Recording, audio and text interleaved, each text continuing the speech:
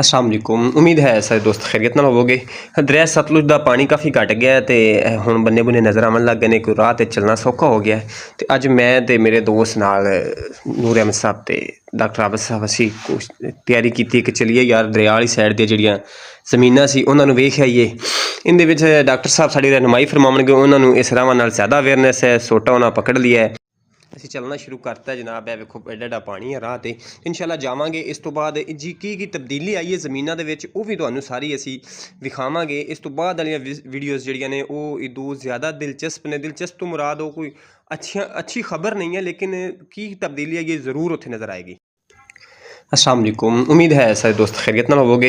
दरिया सतलुज का पानी काफ़ी घट गया है तो हुण बन्ने बुन्ने नज़र आवन लग गए ने, कोई राह ते चलना सौखा हो गया है। तो अज मैं ते मेरे दोस्त नाल नूर अहमद साहब ते डॉक्टर आबिद साहब असीं तैयारी कीती कि चलिए यार दरिया वाली साइड दी जिहड़ियां ज़मीनां सी उन्हां नूं वेख आईए।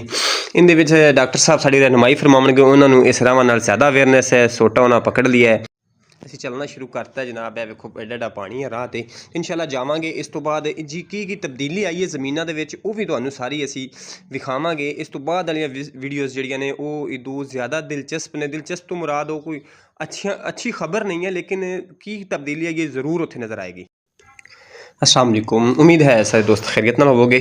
दरिया सतलुज का पानी काफ़ी घट गया है तो हुण बन्ने बुन्ने नज़र आवन लग गए ने, कोई राह ते चलना सौखा हो गया है। तो अज मैं ते मेरे दोस्त नाल नूर अहमद साहब ते डॉक्टर आबिद साहब असीं तैयारी कीती कि चलिए यार दरिया वाली साइड दी जिहड़ियां ज़मीनां सी उन्हां नूं वेख आईए। इहदे विच डॉक्टर साहब साडी रहनुमाई फरमावणगे, उन्हां नूं इस राहां नाल ज़्यादा अवेयरनेस है। सोटा उन्हां पकड़ लिया है, ਅਸੀਂ ਚੱਲਣਾ ਸ਼ੁਰੂ ਕਰਤਾ ਜਨਾਬ। ਇਹ ਵੇਖੋ ਐਡਾ ਐਡਾ ਪਾਣੀ ਹੈ ਰਾਹ ਤੇ, ਇਨਸ਼ਾਅੱਲਾ ਜਾਵਾਂਗੇ। ਇਸ ਤੋਂ ਬਾਅਦ ਜੀ ਕੀ ਤਬਦੀਲੀ ਆਈ ਹੈ ਜ਼ਮੀਨਾਂ ਦੇ ਵਿੱਚ ਉਹ ਵੀ ਤੁਹਾਨੂੰ ਸਾਰੀ ਅਸੀਂ ਵਿਖਾਵਾਂਗੇ। ਇਸ ਤੋਂ ਬਾਅਦ ਵਾਲੀਆਂ ਵੀਡੀਓਜ਼ ਜਿਹੜੀਆਂ ਨੇ ਉਹ ਇਦੋਂ ਜ਼ਿਆਦਾ ਦਿਲਚਸਪ ਨੇ। ਦਿਲਚਸਪ ਤੋਂ ਮੁਰਾਦ ਉਹ ਕੋਈ ਅੱਛੀ ਖਬਰ ਨਹੀਂ ਹੈ, ਲੇਕਿਨ ਕੀ ਤਬਦੀਲੀ ਆਈ ਹੈ ਜ਼ਰੂਰ ਉੱਥੇ ਨਜ਼ਰ ਆਏਗੀ।